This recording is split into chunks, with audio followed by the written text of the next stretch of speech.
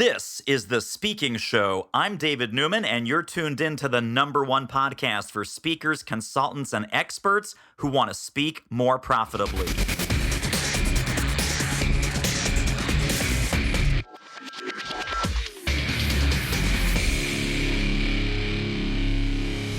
And the only thing I need to know, and I think I also mentioned to you that I subscribed to your email list probably 15 years ago.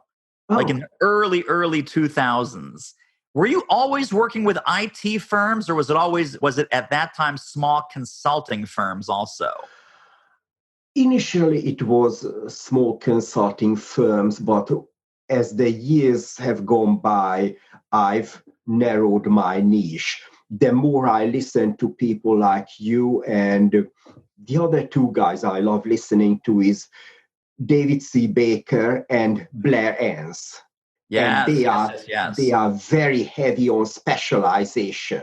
Yes. And I thought, well, the more narrowly I specialize, the more obvious it becomes that I am the go-to guy for that small segment. So It only makes sense. So I just started cutting things out and then decided to stay with the small and medium IT services, consultancies, and custom software. And I don't touch anything else. Right. I had David C. Baker on this show about 5 or 10 episodes ago. Yeah, a couple of weeks ago. Yeah. He's a super nice guy, very sweet. He is amazing. And the interesting thing, and this is the difference I see between so-called gurus and real experts, is that gurus tend to play up their expertise, that I am this, I made billions of dollars, look at my Ferraris and all that. Whereas these experts, they are so humble, they are so down to earth, they can have very good conversations with anyone, and instead of playing up their roles, they are encouraging. So when they talk to people who say, well, I really would like to do what you do, yes, go for it, you can do it, here are some resources, go for it. Yeah, no, absolutely. I completely agree with that. It's the friendly expert, right? The one that's humble and approachable, that tends to get more business, at least more business from the right clients. Exactly. And they certainly put a big emphasis on getting the right client, because there's a difference between money and money. So the idea is money must come from the right client. That's something you emphasize both in your previous book, and as I was listening to the latest episode, the preview of your new book in the gym, that was the other thing you two emphasized, that the money has come from the right sources, from the right clients, because otherwise money is money, but the process we use to earn that money must be totally enjoyable. Right. So it's not enough that we get well paid for our work. The collaboration with the client must be an enjoyable process. Right.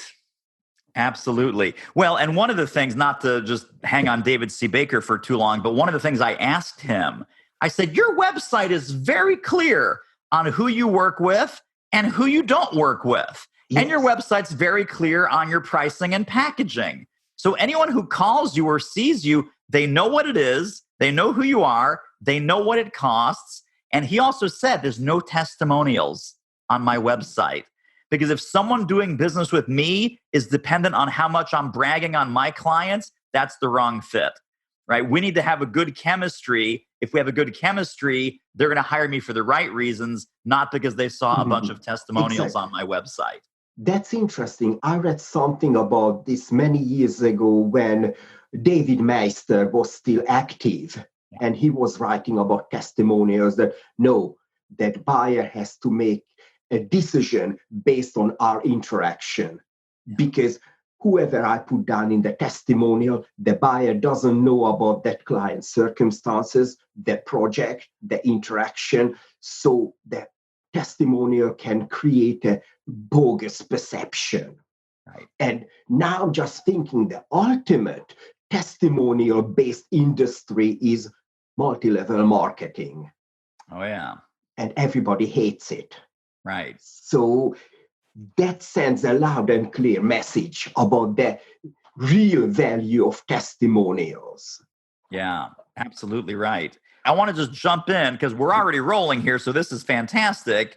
You have a very interesting second career beyond your business development for small and medium sized IT firms, that you are an artisan butcher. How did that come to be? And tell us about how all of that works.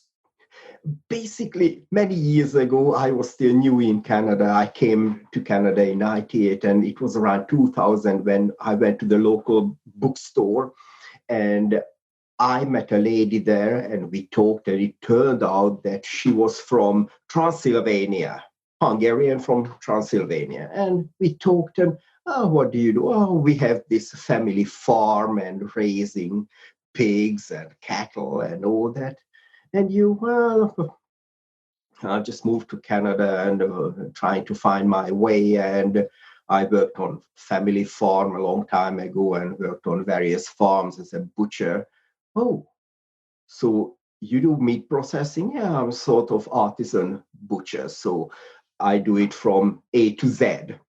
Oh, then we should talk because we could certainly use your expertise. So, and now I've been butchering for them for almost 20 years. What are As some of a your favorite things to make? blood sausage, definitely, and all sorts of sausages. And as I'm getting older, I put more value on cuts where you have a reasonable fat content because fat means flavor. So I try to stay away from the typical pork chop, the loin, because it's pretty dry. There I you go with go. There shoulders you go. and good ham and do all sorts of good things. I love it. So we've had over 100 episodes, and this is the first time that we've ever talked about butchering.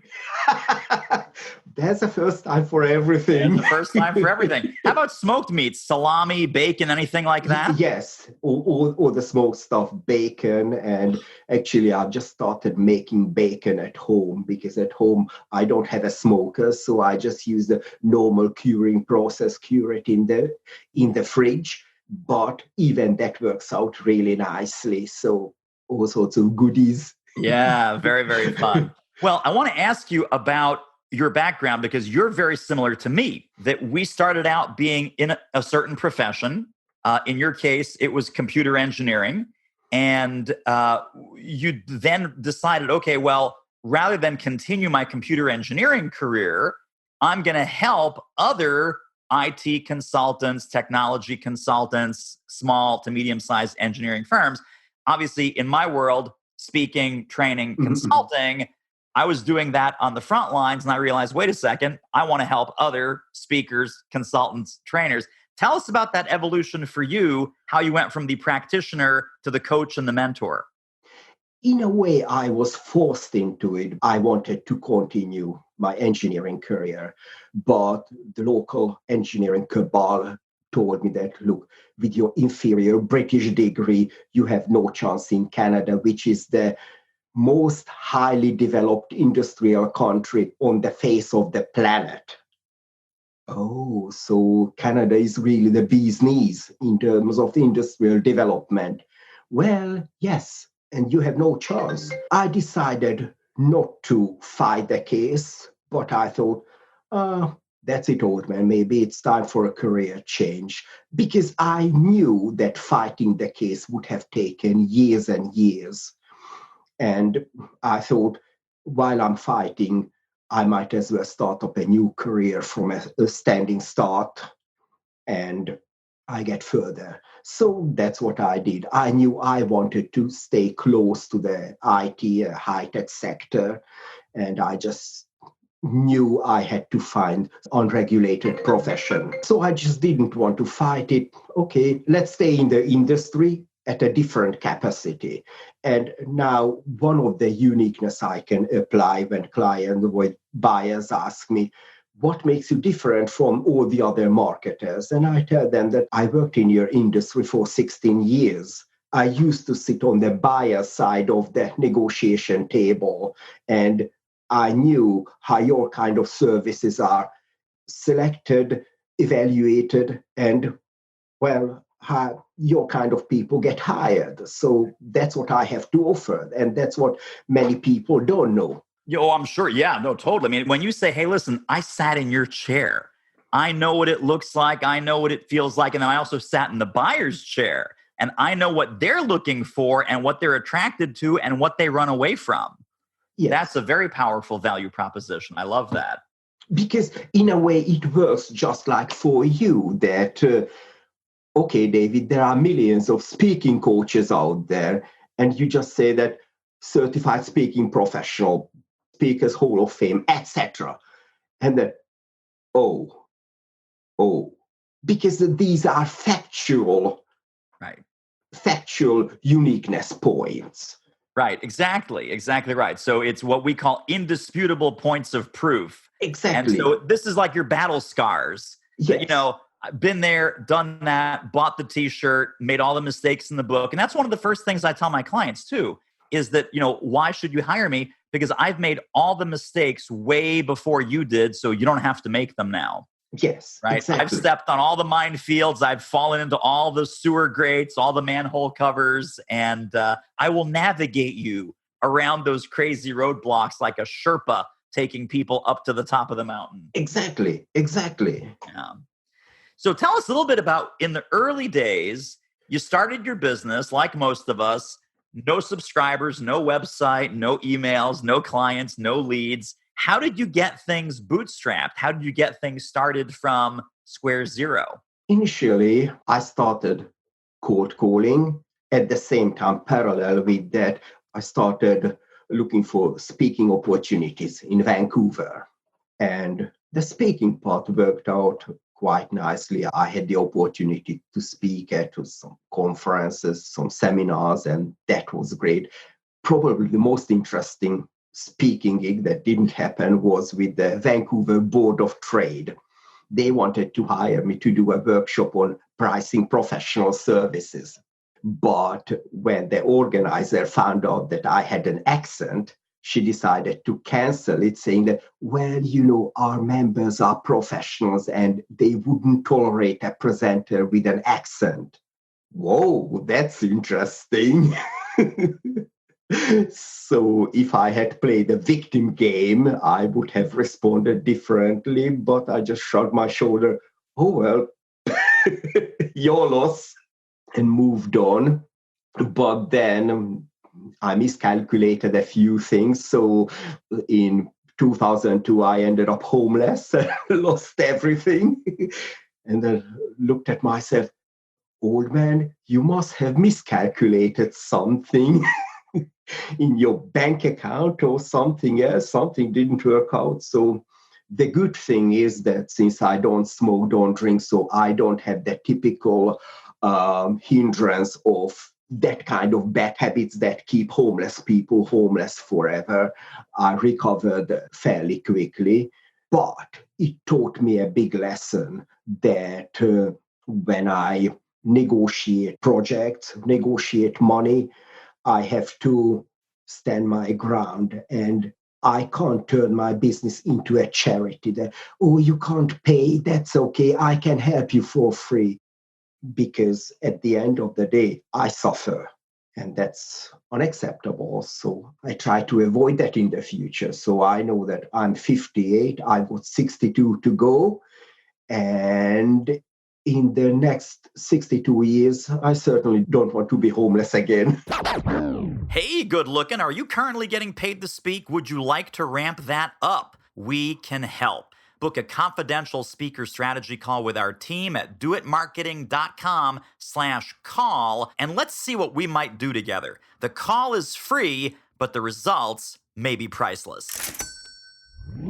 Well, in the early days, you mentioned to me before we started that you thought you would build this big consulting firm and that you were sort of a big follower of Michael Gerber. Michael Gerber, yes. Classic book, The E-Myth, where you don't want to be the one doing the work. You want to be the CEO, and you want to be able to systematize and delegate the work to other people. And that turned out not to be your path. So tell us about what attracted you to that and then how you decided to change course. When I read the E-Myth, that inspired me. There is something there. And I joined Michael's E-Myth Mastery Academy, which was great. But then I realized that his model is that build waterproof systems and hire low-skilled minimum wage people to blindly follow the system. But I learned both in engineering and in the military that while we are following a system, there are situations when we have to use common sense to overrule the system. Because, and my example is that on a daily basis, thousands of people get lost by blindly following the GPSs in their cars. Because now there is a smartphone. Okay, now there's at least one smart member in the family, right, the GPS, so I can close my eyes and Bob's your uncle. The GPS will take me there. But very often it doesn't. Right. So as I was doing the program, I realized more and more that this is not so much for me. The other thing was that many gurus talked about the fact that if you want to be a successful business, it can't be a lifestyle business. It must be a business, and forget about having a life. You become a corporate man, you are the entrepreneur building the business, and don't think about having a good personal or family life because the two don't work together. And then I started reading more and more of the books from Alan Weiss, Dr. Alan Weiss, and he's a solo guy. And whoa, that's impressive. And as I started digging deeper into the solo gig, I realized that when I break it down to revenue per employee, in many, many cases, solo professionals make more money while having a lifestyle than the corporate people. Right. Because I can imagine, for example, the CEO of Walmart may have an annual salary of millions of dollars, but he doesn't have much of a life. And I thought, as I was reading Ellen and then others, David Meister and others, that there's a possibility to have a successful business and a fulfilling life. And I thought, I enjoy my business, but I need some of my life for my farming work, for my butchering work, and for my skydiving. So I have to split things up. I can blend things because it happened many, many times that while I was sitting in the plane going up to the drop zone, I was writing copy because the idea hit me. But still, I don't want to run a business that employs lots of people so I can brag that, hey, I have a big business. So I just keep it small and tell clients that, look, if you hire an agency, do you think you get the senior guys in the agency? No, you will be farmed out to someone, some content writer in Bangladesh, whom you will never meet because your contact in the agency is a senior person with enough gray on his temples. Right. But realistically, the work done for you is done by someone in some faraway lands. At least if you hire me, you know that I do it all. Yeah, no, absolutely. Absolutely. Well, let's keep going down this path. I want to ask you, what do you feel some big mistakes are that consultants and speakers, whether the solo consultant, solo speaker, or if they're running a small firm with 2 or 3 other people, what mistakes are they making or what are they not taking advantage of from your perspective? I think one of the big mistakes they make is that they focus on gross revenue. And many years ago, I read an interesting study by McKinsey and Company, and it turns out that 1% increase in gross revenue adds some 3.2% to your bottom line. 1% reduction in Fixed costs adds about 2.7% to your bottom line. 1% reduction in variable costs adds 7.2% to your bottom line. And 1% price increase adds 11.7% to your bottom line. Yet, most companies are obsessed with increasing sales volume and reducing fixed costs. The two lowest contributors, and nobody bothers about increasing price and looking into variable costs. One of the reasons I believe is that making significant reduction in variable costs and increase in prices requires a change in your business model, because going from an hourly rate to value pricing, for instance, is not just that from tomorrow I do value pricing. It requires a total overhaul of the business, because it requires a totally different mentality, a totally different buyer onboarding process, asking totally different questions. And that was the other thing I discovered in IT companies, that as a buyer, I may need an IT company, but the problem my company is facing was discovered in the C-suite when I looked at the numbers and, oh, our sales is nosediving, our costs are going up. What's happening on the shop floor, on the production floor? So that business problem may be caused by a technical problem that a server keeps crashing, etc. But as a business owner, I'm still looking for a business solution, not a technical solution. Tech companies are so busy pushing their technical solutions, their technical capabilities. We have this and certification as C++ and Java and HTML, etc. certification. And the buyer is sitting there at the presentation. At the same time, he's getting stressed out that, yes, you have these capabilities, but I still have a business problem, not a JavaScript problem. So there is miscommunication. So when the company goes from hourly rates, because it's easy to sell Java programming at a competitive hourly rate, but selling a comprehensive business solution on a value pricing basis, it's a bit more complex. And that's why I mentioned that it requires a total overhaul of the business. But when it happens, especially when it happens with the guidance of someone who understands the whole dynamic of marketing and business development, then it can happen fairly quickly and fairly certainly. And the rewards are really sweet. What a great episode. Wowza. Tell you what, if you want to ramp up your revenue as an expert who speaks professionally, you should really check out our free online training at doitmarketing.com/webinar. I also want to ask you, because this leads right into the metrics that really matter, the numbers, the dashboards. And I know that you talk about some critical KPIs that you always look at first with your clients. And then you also have this concept of enhancing the brains versus enhancing the brawn.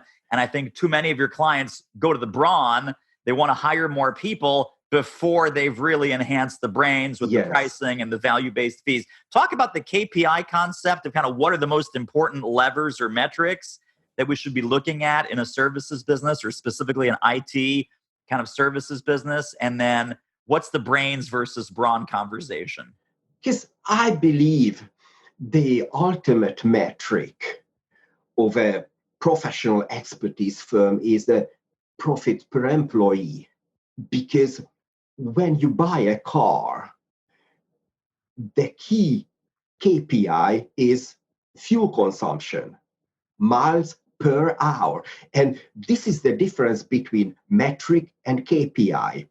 KPI is almost always relative, something per something, miles per hour. But the metric is just, this car can do 2,000 miles in an hour, in a week, in a month, or in a year. Big difference. Because buying a car that does 2,000 miles in a year, buying that car is about as useful as a cat flap on the elephant house. It doesn't take us far. So that's why we have to focus on relative indicators, may that be revenue per employee or profit per employee. Right. And because otherwise we end up with the notion, that more broad approach that, hey, just hire more people. The problem is that as our revenue is going up, with that our profits are going up, but at one point the cost of sales or cost of operations starts growing faster than our profits. So at that point, we are just working, the more we sell, the more the operation costs. So we might as well shut down the whole operation. Not to mention that in our industries, the real value comes from the brain work. Think about the TV series Dr. House. It's a 1 hour show, and at the 50-minute mark, they are still diagnosing the patient, because they know that if they shortcut the diagnosis, the remedy is likely to be incorrect. Yeah. So they take more time to diagnose the situation. And this is where many firms bump their heads against brick walls, because clients come to you or buyer comes to you that I need XYZ solution. And then when you ask how much is XYZ solution, and when you say, you know what, we have to check that solution to make sure that you're right. Oh, you don't sell me that solution. Okay, I go next door, because there are thousands of people who can give me Java programming. And I need Java. I want Java programming. And you try to explain, and there's a world of difference between what you want and what you need. Because you may come to me, if I'm a doctor, you may come to me that, hey, Tom, I need painkillers. And then when I diagnose the situation, I can say, you don't need painkillers, you need a double hip replacement, because you are wearing your hips out. And you can use the painkillers to suppress the pain, but then you can wear your hip structure to the point when it's beyond repair. Not to mention that many years ago, I think McKinsey did a study that showed that when buyers come to you with their own self-cooked solutions, so in some 76% of the cases, buyers don't get the right solution, because the solution is based on experienced symptoms, Right. not on root causes. Right. They say things like, well, we need a training workshop, or we need some consulting, or we need some sales training. And as professional consultants, we know that the process is diagnosis, prescription, treatment, outcome. It is Yes. not, hey, come into the doctor's office and the patient says, I think I'd like the green pills today. It's like, whoa, whoa, whoa, whoa, whoa, whoa, whoa. I'm not even sure what's wrong with you. You can't come in and say, hey, give me a box of green pills. Let me be the doctor. I'll tell you what's going on, and then we'll come to a solution together about what you need to have happen as an outcome. Yes. Because I think at the moment when we say that, look, I have to ask you a few questions, and buyers are worried that those questions are sort of typical sales questions. And they don't realize that selling expertise services is not the same as selling cars, that, hey, I dump this car on you no matter what. But what I see in selling expertise is we establish whether or not we have a mutually beneficial basis to work together. And a no and a negative outcome, that no is perfectly acceptable. Yeah. But when you look back on your careers working with various people in various sales situations, most companies, no is an unacceptable answer. No is the failure of the salesperson. So the idea is that no matter what, I dump this solution on you and I get as much money out of your piggy bank as humanly possible. And buyers have learned that over the years, that stay away from the salesperson.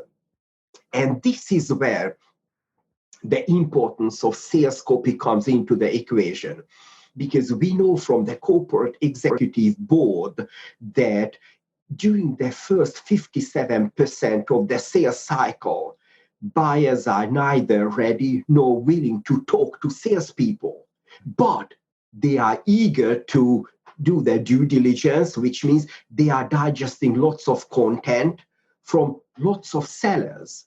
And based on the quality of the content, they compile their shortlists. And when they have the shortlist, they go back to the content pieces of the shortlisted sellers and let's see. So they rank them. And then if someone stands out like a trombonist in a heavy metal band, then that company has a better chance. But at least you're on the shortlist. And after that, after the 57% mark, when the buyer is ready for live interaction with the salesperson, then we can say that the salesperson has a chance to shine, differentiate himself from the other salespeople, and then, wow, this is different. And this is why I encourage my clients and tell them that, look, don't go for traditional salespeople. What your technical people are good at, diagnosis. And B2B sales, professional service sales, is really diagnosis. So make sure that your people don't look at the sales interaction as traditional used car sales. It's a diagnostic process. So besides being technical experts, in my case, in the IT industry, they also have to have a good level of business smart, C-suite caliber business smart. So if the CEO of the buyer company CEO says that our cost of sales or EBITDA is this and that, then this person knows what EBITDA is. Right. Yeah, no, I think that goes across the board, that we're not, whether we think we're selling speaking or consulting or IT services or sales training or leadership training or customer service training, what we're doing is we're solving business problems. Exactly. You'll always be better off having a business conversation and not a whatever it is that you're doing conversation. Yes. Like you said about the JavaScript conversation, that's totally commoditizes what you do. Whereas when you start talking business language about business problems that your prospect is having, that's what elevates you to trusted advisor. Yes. Yeah, love that. Well, Tom, we're going to wrap up. I have two final questions for you. The final question is, how do people stay connected and get connected to more bald dog wisdom? But even before that, this was such a fantastic, far-ranging conversation. It's going to be tough to pick out one key idea. What would you like that one key concept that people remember from our conversation today, if they were to take away one central concept? What should that be? I'd like them to remember this whole more brain, less brawn, that sell your brain power, not your ability to do manual labor. Yeah. But sell the brain power, and the brain power lies in solving a business problem, not a subject matter problem. Very, very important. All right. Well, this week could go on for hours and we have to have you back. But for now, where do people go to get more of your brilliance online? Websites, downloads, resources, whatever you want to share with us. We're going to put that up in the show notes here at thespeakingshow.com. How would you like folks to connect with you and get more of your brilliance? I suppose my website may be the best bet, which is just my last name, varjan.com. Everything is right there? Everything is pretty much there. Fantastic.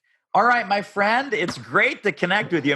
I think we've probably known of each other for at least 12 or 15 years. I was on your list back in the early 2000s, back when I was like a nobody. And, we still got to be humble today, even though your business has evolved at a beautiful pace. My business has evolved at a beautiful pace. But so great to reconnect with you and put the face and the voice to the, It- because you're also a brilliant writer. People need to know this. I'm going to plug you another way that might not necessarily, you probably wouldn't say this, but you're a fantastic, amazing, articulate writer. Every one of your newsletters, every one of your posts is just filled thank you. business building brilliance. So I'm going to recommend, even if people are not in the IT consulting space, what Tom shares with his readers and followers is applicable to every professional services business. He's not going to take your money unless you're an IT consulting firm or a computer technology consultancy, but definitely worth following, and recommend this guy. Tee him up if you know of anyone that needs any of his brilliance. So you'll gain from it,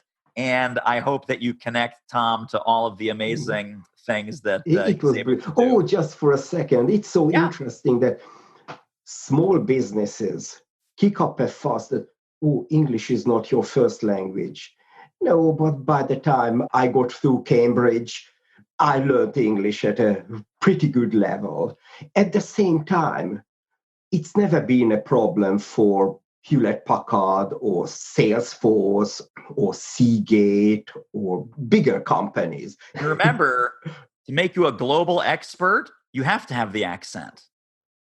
Otherwise, you're just some local guy. It's like, just Tom from down the street. But this makes you exotic. I hope Think about it. With the hairstyle. Yes. And from one fellow Hungarian to another, you are awesome. Thank you so much for being on. Thanks a lot for the opportunity, David. Have a brilliant day. Well, that wraps up another episode of The Speaking Show. Hey, tell you what, if you like us, rate us and review us on iTunes. Subscribe. Tell a friend. Go grab the notes and downloads and extras at thespeakingshow.com. See you next time.